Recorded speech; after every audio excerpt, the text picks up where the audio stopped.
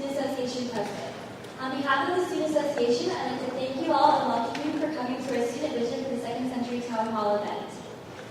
When thinking about the centennial, I think we would all agree that it's truly a historic and symbolic moment.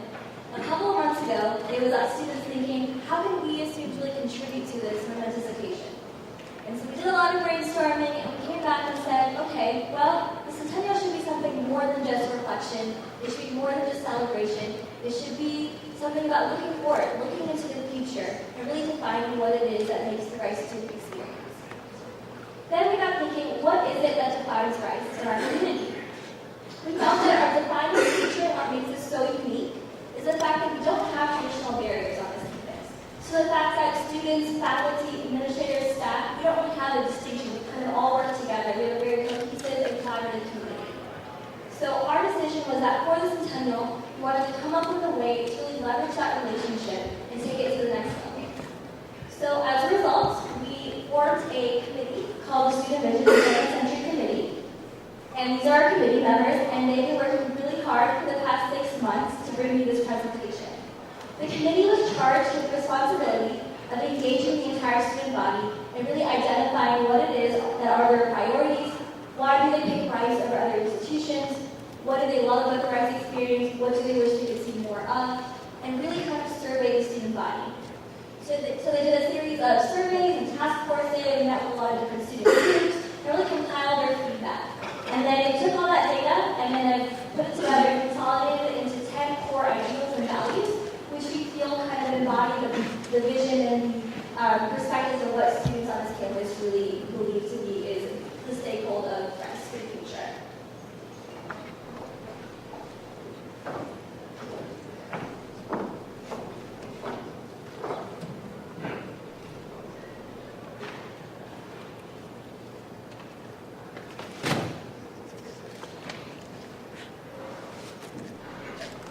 We aspire to strengthen our Rice identity. Rice students love our school, and we want to come together better as a Rice community and support each other. One way to do this is to come together under our achievements, whether in athletics, performances, research presentations, or awards and fellowships. Students should stand behind each other in their achievements so that we can strengthen the ties between community members. Rice is a diverse, unique, even quirky community, and we should be proud of our traditions and our campus-wide traditions that really make us Rice. Things like O-Week and matriculation are things that Rice does that no other campus does the way we do. The student body needs to come together under these traditions and strengthen the Rice identity. If we can strengthen the sense of Rice, we can use this to project outward into our national and international reputation. We can use our achievements to show communities around the country and around the world what Rice really has to offer. Rice is capable of standing on its own merits. We can compare ourselves to our peers without becoming them. If we can strengthen our sense of Rice identity and our sense of community, we can use this to project outward and increase how communities across the globe, and especially within our own country, see us.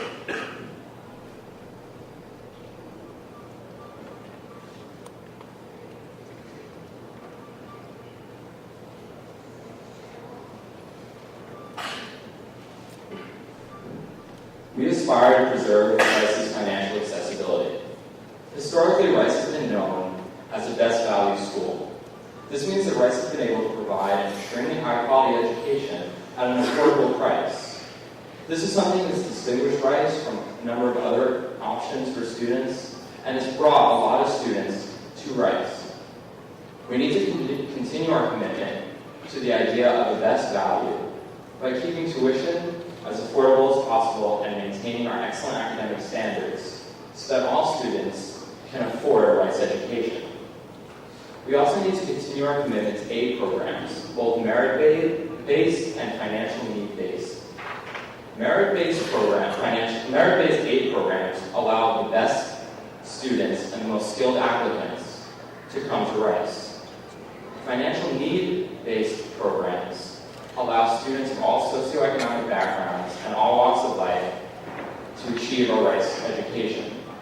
If we can strengthen our commitment to these programs, we can allow all types of students to gain a Rice education.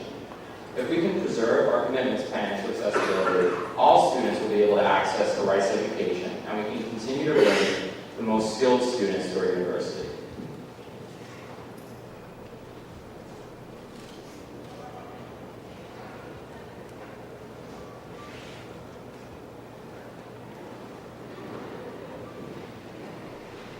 We aspire to cultivate academic excellence at Rice. To do so, we need to maintain our commitment to small class sizes. If we can increase the number of professors and continue to stress the importance of undergraduate classroom teaching, we can ensure that all students are able to experience what small classes and passionate professors have to offer. Students can continue to gain one-on-one interaction with their professors and have significant experiences in the classroom. Additionally, students see a need for increased class space. Spaces that are adaptable, dynamic, and technologically equipped ensure that teachers and students alike can get the most out of their time spent in the classroom. Our curricula also need to continue to reflect the student body. They need to become responsive to student feedback so that curricula can reflect student interest. We also need to expand on the number of interdisciplinary options so that classes and programs can reflect the diversity of student interests. Additionally, curricula need to reflect students' career paths and post-graduation plans so that students feel that they're learning in their classes how they can enter the world after Rice. In all, Rice is an excellent academic atmosphere, and we need to continue to ensure that all students are capable of accessing the excellent resources that Rice Academics has.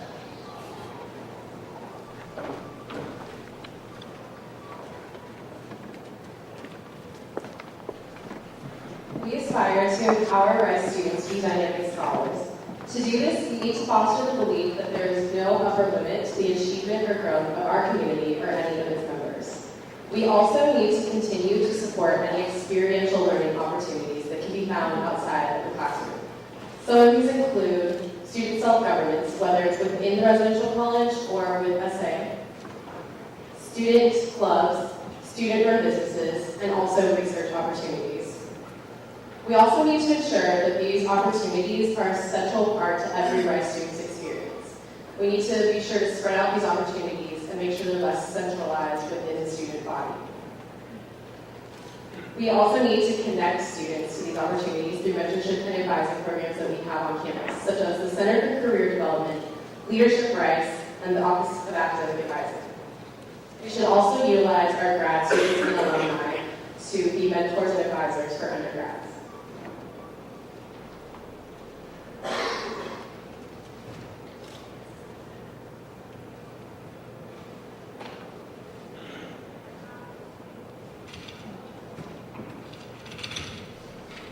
We aspire to advance the residential college system. Edgar Oda Lovett created the residential college system as a unique feature of Rice University that would distinguish it amongst other national universities. Today, the residential college system is extremely important to us as students. When new students arrive on campus, one of the first things that they learn about is their residential college, and they're automatically accepted into this community and culture. We love our residential college, and we identify greatly with it. We need to ensure that we maintain that student self-governance within our residential college. The residential college is sort of like a learning laboratory atmosphere, and we need to preserve the student self-governance that provides us with a very unique opportunity that a lot of other universities don't have. We also need to use the residential college as a conduit to the rest of the university. We should collaborate with administrative staff and academic departments and other colleges to implement programs that can benefit a whole lot of students. We should also increase the understanding of the residential college system with our faculty and staff. It's really important that we encourage faculty and staff to be involved within our colleges. We can do this by encouraging them to be associates and fostering intimate relationships with them to explain why the residential college system is extremely important to us. We can also introduce the residential college system to them at new hire orientation so that they know how important it is on campus and what kind of impact it has.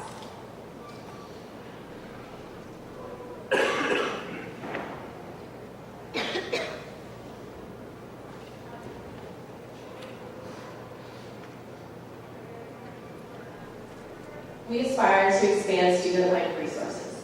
So recently there's been a great increase in the number of students and the student class sizes. With that, we haven't really had a proportional increase in the number of resources on campus. So with more students comes more clubs and a greater need for club and meeting spaces. We should also probably redesign the RMC so that it can accommodate the greater demands of a larger student body. Also, many students would like to see 4 years of guaranteed housing in the future so that they can stay involved within their colleges and on campus. Lack of parking space has also become a concern for many students. We should also consider increasing the number of staff that really contribute to some of the experiences that we have on campus. As an OB coordinator, I work very closely with first-year programs, which only consists of 2 staff members. If you think about it, that's 2 staff members for 32 OB coordinators and over 1,000 new students. And they did a really great job, but imagine how much we could do with a lot more staff that could be a resource and support for the OB coordinators. If we expand student-life resources, then we can provide a higher quality of life on Rice's campus.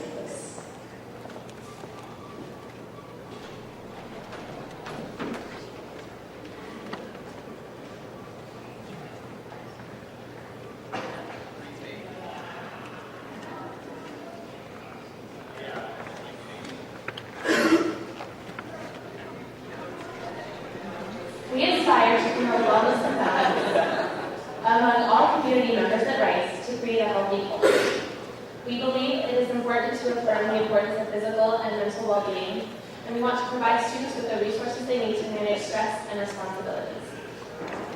Last year at Collinger Library, there was an interactive art piece that encouraged students to write how they were feeling on sticky notes and post them on a wall for everyone who was walking through to see. Many of those sticky notes said stressed or tired, and we believe that has become part of the culture of Rice students. Rice students are known to take on a lot, from academics to extracurricular activities. Many students will complete 2 majors, a major and a minor, or a major and a pre-professional track in their time at Rice. We believe that it is important as we move into the 2nd century to promote balance on campus so that students have the resources that they need to manage everything that they take on.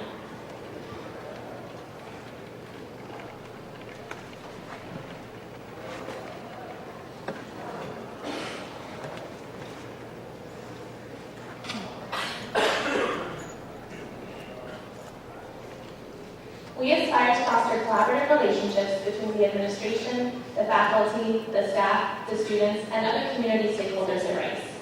We hope to strengthen channels of communication that already exist and to create new forums for collaboration. We want to affirm Edgar Oda Levitt's original vision for the university. He saw Rice as a place that would not have the traditional boundaries between the administration and the students, and we believe that is just as important as we enter our 2nd century. We believe that we can use systems already in place, such as the residential colleges, the student association, and other clubs and organizations on campus to create that communication, and to also create new forums for collaboration. We believe that we have common goals and we want to work together to achieve them because we all love Rice, and we are excited to go into our 2nd century, making Rice the amazing place that it already is.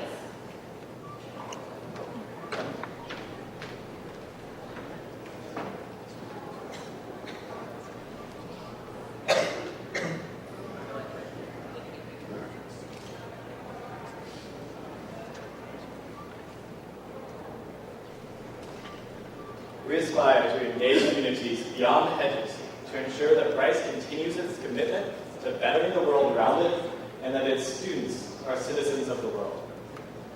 This includes increasing and deepening the programs that we already have in place to establish relationships with the surrounding community, especially long-term relationships. Some programs, such as Community Bridges, allow students to develop a deep and meaningful relationship over time with the surrounding community.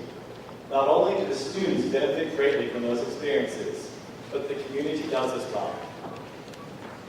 We also need to expand the opportunities for students to go nationally and internationally to learn from other cultures, other ways of doing things, other institutions, and other people. This includes allowing students, both through Alternative Spring Break program, a week-long program, as well as longer programs, to go to other institutions and other communities across the United States, as well as allowing students the opportunity to learn languages, a multitude of languages, inside and outside the classroom, and get the opportunity to put those into practice by going abroad, having those experiences, learning from the different cultures. One tremendous opportunity for improvement is in study abroad and going abroad programs. Putting in more Rice-sponsored programs. Currently, many students, they go abroad through programs outside of Rice and from other universities. One example of a highly successful program here is the Global Urban Lab. That sends a cohort of Rice students abroad. It's been incredibly successful, and that's something that we see as an incredible opportunity to increase and expand.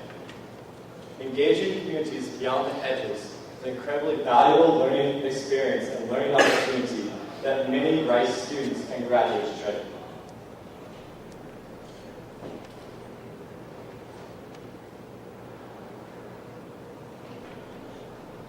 We aspire to build innovative leaders to increase the positive influence that each Rice graduate has on the world. What you've seen from this previous 9 points builds up to this. Affording students the opportunities, the skills, the knowledge, and the mindset necessary to make unparalleled contributions to society. That means empowering students to be dynamic scholars, engaging communities beyond the hedges, bringing in alumni, graduate students, as well as other community members to be the mentors that undergraduate students can lean on and learn from, to integrate career and professional development into the heart of the Rice curriculum so that Rice students are prepared for the opportunities outside or beyond the hedges once they graduate and they're able to compete with other people from our peer institutions. And finally, instituting a regular curriculum review process, curriculum inside of and outside the classroom, and incorporating faculty, staff, students, alumni, as well as businesses, graduate programs, and fellowships that select Rice students to ensure that our curriculum is always preparing our students to succeed in a rapidly changing world. There's no reason why a tutor should not be filled with banners from Rice students who've gone on to do amazing things, win amazing fellowships. In all, these 10 points, the 9 before this, really lead into this. Want to create leaders across the spectrum of human endeavor.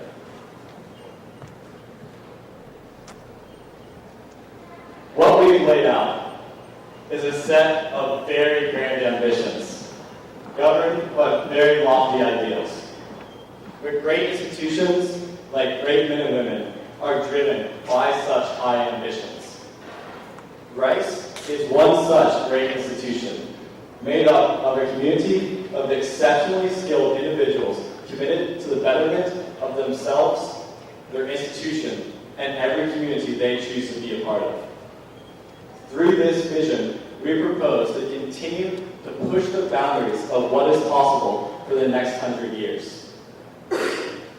Today, we've added another chapter in an ongoing conversation about how to make Rice better. That conversation started a century ago, and it doesn't end here. It's up to all of us to ensure that conversation never ends. In closing, we've laid out a story of what Rice has been and what it could be. It is now to all of us, students, faculty, staff, members of the surrounding community, to carve out what Rice will be.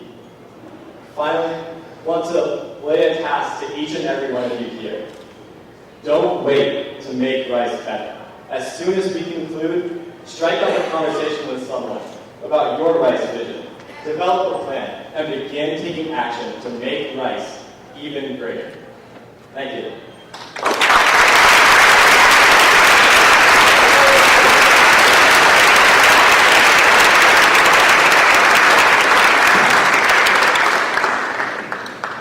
Thank you all again for coming today. We want to take this opportunity to thank some people who made this possible. First and foremost, we want to thank Kate Abad, who was unable to be here today. She had a baby 3 days ago. But she is the Director of Student Activities and has been our mentor and the person we've been going to throughout this whole process. We also want to thank some of the other people in Student Affairs who looked at our presentation, gave us feedback, helped us develop content, in addition to administrators, public affairs, and others who helped us make this possible. And with that, I want to open it up for questions. As we said before, this is supposed to be a conversation, and we'd like to start that now. So I invite you to come up to the microphone and get the dialogue started. Thank you.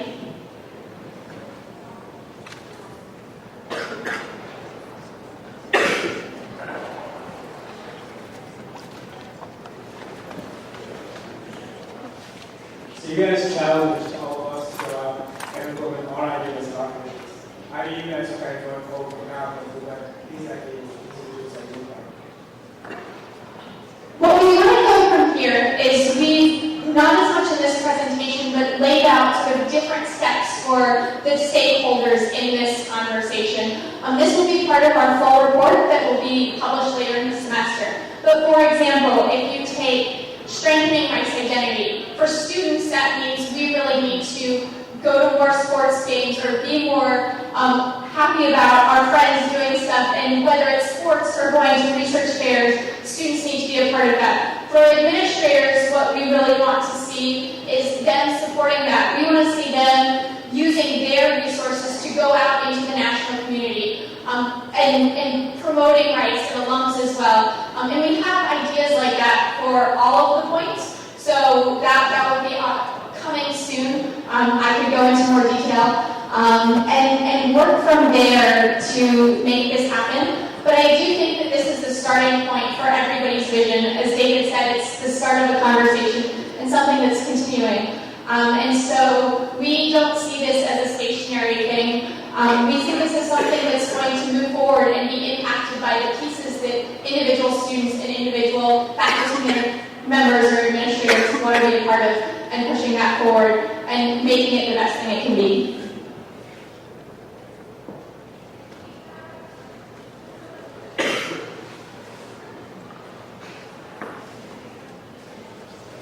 Yeah, absolutely.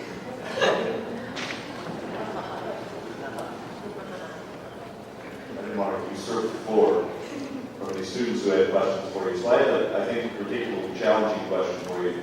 But before I say that, well done to all of you. I think this is an enormous amount of hard work to pull this together such that it doesn't represent just the views of the handful of you who did the presentation, but it's actually representative of the views of the entire student body. So, first, well done. Congratulations. My question actually has to do with sort of the set of values here. So I actually think that all of us on the non-student side would support every single one of the visions that you have presented. But our values get challenged at the point where we have to decide how we're going to allocate our resources. Given unlimited resources, we would do all of these things without question. Given limited resources, we're going to have to pick. Could you guys address the question of how we might advise us which of these we would pick, say is the first or the second priority amongst the things that you would like us to emphasize in the future? As you said, difficult question. I think that a lot of this is about mentality in addition to sort of the amount of resources we have. And so with that, I think we can make great strides for all of these points.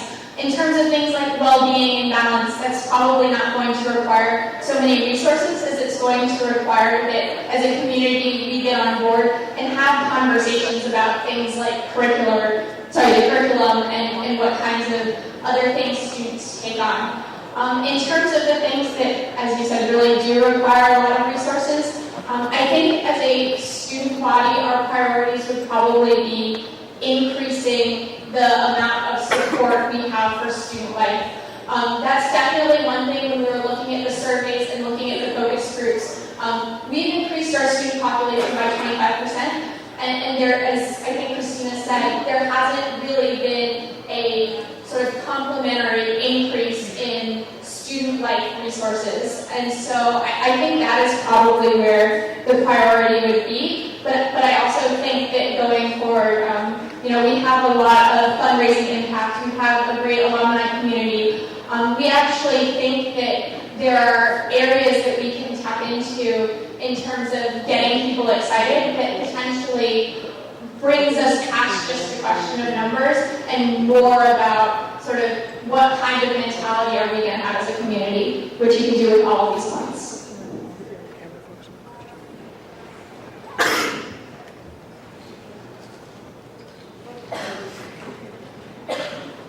So you said that two of the big problems were in the student life resources ones were more on campus housing space and better parking. As a current student who lives off campus and has to get from West Los Joes every day, I agree.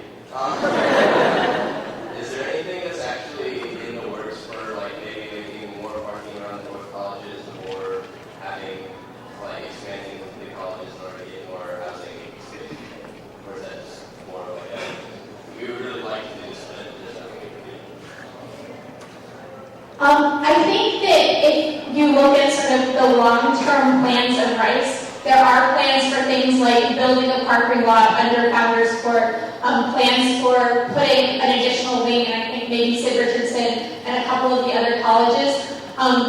The issue we see is that this is something that they're looking at sort of 5, 10, 20 years down the road, and we would like to sort of promote to the administration that this is a student priority and maybe something that should be moved up the timeline a little bit. I'll be really realistic. I don't know to what extent, because it is a resource issue, as Dean Hutchinson said, whether or not it's going to happen in the next 6 months because we said this was important to us up on this stage. But I do think long-term these are things Rice is thinking about, and we just want to try to promote it being an earlier part of the conversation rather than a later one.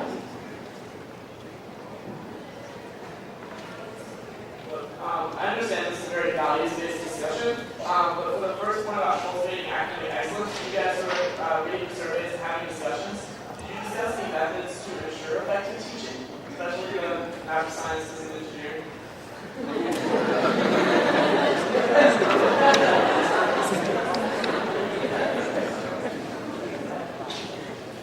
We did not, in general, discuss sort of specific ways in terms of going to faculty and saying you have to do this. One thing that did come up a lot in sort of when we were talking to people and in the survey was making sure that classes are responsive to student feedback. I think a lot of us have probably had the situation where you go and read the course reviews on Esther and you say, oh goodness, but it's a requirement, and so we're there anyway. And so what we really want to see is sort of department chairs and faculty who are in leadership positions making the changes that need to happen when they get student feedback. I think that's probably the best thing we can do as students is to advocate for that. The other thing we've sort of been talking about and hearing about is the Center for Teaching Excellence on campus. And I think as a committee, we are really excited to see the potential that has and where it goes.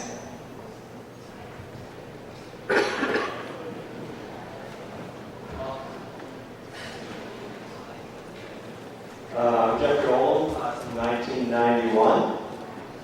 So I come here to recruit Rice students to work with me. They're great. I also send high school seniors who live around where I live in California here.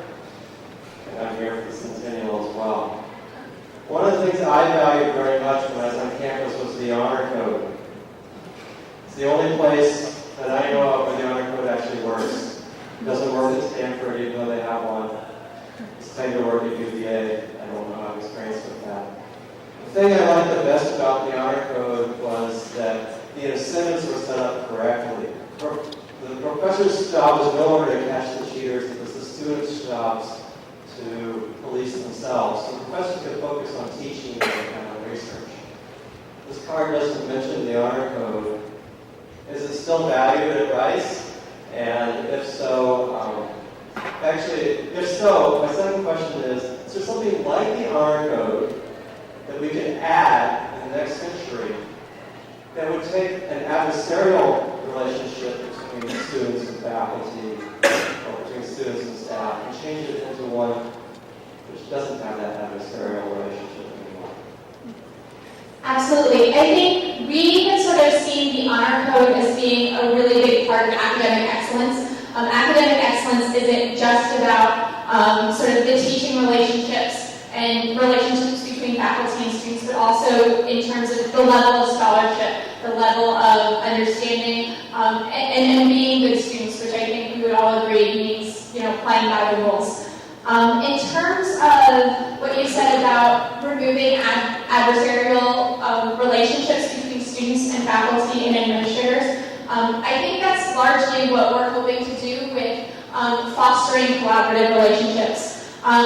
We do think we actually have a pretty strong relationship compared to some of our peer institutions as it is, but we really think that students have a great perspective to share, and when we think about where Rice is going in the future, we can all work together. I think one thing we have realized as a committee when we talk to administrators and staff about this project is that we have very common goals, in that we want to make Rice better for the student body and sort of make Rice better in the view of the entire world. And so I think that one of the reasons we want to foster collaborative relationships is so that we focus on the positive, we move away from that adversarial aspect of things, and move forward together.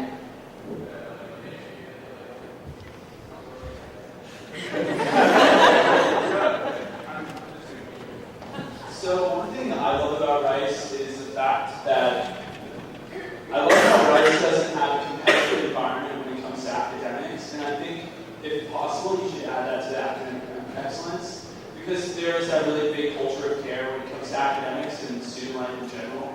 And as a tour guide, I've always asked, it's a competitive environment here. Like, it's not cutthroat. Like, obviously you have to motivate yourself, but it comes down, everyone cares about their own individual well-being as well as the well-being of others. So I think definitely, if you possibly can, or if it wasn't already added, definitely continue the culture of care and the kind of lack of competitive academic environment, as well as a cutthroat one that's evident at other universities. So that's just a comment. Absolutely, thank you. And I agree completely. And as I said before, we're going to be doing a full report with longer than 2-minute summaries. That's a great thing to be in part of that. So thank you.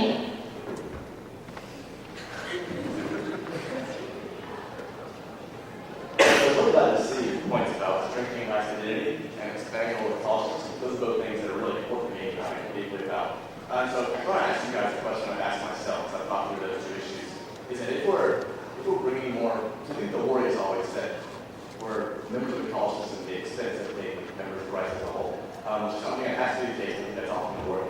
So the question I've asked myself is, how do we expand the college system and bring more resources into the colleges, while at the same time not sacrificing the Rice identity and access to those things? I think what we're trying to say there is that in terms of advancing the residential college system, it's not so much about sort of promoting more college spirit, because I think we can all agree that we have a lot of that. I'm sure a lot of you are sitting here in the audience because you're getting Centennial Cup points for this. What I would say is that we are trying to advance the residential college system to live more into the vision of Lubbock, of having these learning labs and learning a lot. We really think that colleges can be a conduit for the Rice identity that we're looking for. We think that the residential college system is such a part of Rice, but that we're still Rice, and so we think that there is an opportunity to channel some of the residential college pride into Rice, and then strengthen. When you leave Rice, you're more a Rice grad than I'm from Brown, so a Brown grad, and so I think that's something that we want to strengthen while we're on campus, and so we do think they can work together. And in terms of, as I said before, advancing the residential colleges, I think actually a large piece of that is sort of getting the residential colleges to move even more into sort of university-wide engagement beyond just the presidents and the senators, to try to bring those two things together. And I think this will probably be our last question.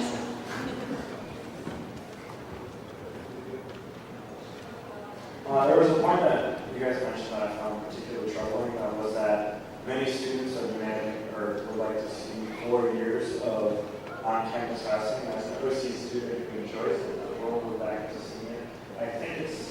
kind of scary that we have a student body who is afraid to live half a mile away from campus because they feel hurt them all, and you expect them to be prepared to go out into the real world. And I think it's a little contradicting to this notion of being involved beyond the hedges if we're so afraid to move out of the semester here. That is definitely an interesting point. I think what we're talking about with four-year housing is that Rice is such a unique place that people would like to have the opportunity to stay on campus. I would maybe disagree with the assertion that students are scared to move off campus, because I think we as students really are capable of doing a lot off campus and living off campus. I think you can engage with the Houston community while living on campus and engage with the world. I think the idea more is that we pride ourselves on our student-like resources and on our having a feel of a small university, even though we have wonderful world-class resources. And we would really like to see that if one of those resources is housing. And so if students would like to, and that isn't to say they need to or have to or even should want to, but at least if that is something that they desire, that they have that opportunity. Okay, so thank you very much again for coming. We have refreshments and Sammy's, so we encourage you to walk over there and continue the discussion. Thank you. And enjoy the